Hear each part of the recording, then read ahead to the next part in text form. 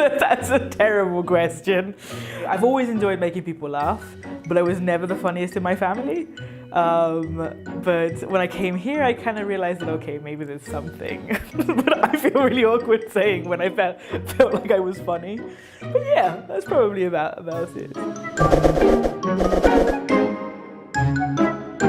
It was horrible.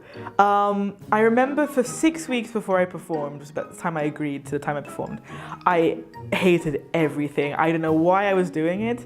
And then with I think about an hour before we were due to start, I relaxed and I thought, well, it's too late now to do anything.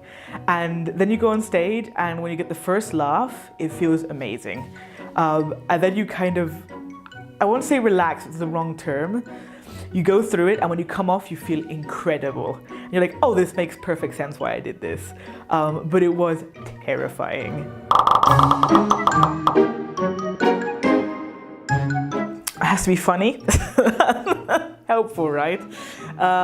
No, I really like clever jokes, like using wordplay and also maybe topical, kind of what's going on at the moment. People who are sharp. The quicker they are, the more I enjoy a performance.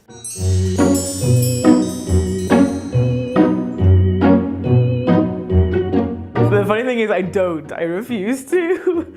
So that if I do tell a joke, it's usually this one, which is like, why did the skeleton not go to the ball? I don't know. He had no body to go with. It's one of those like really dreadful jokes, but I really like it. The worse they are, the better they are.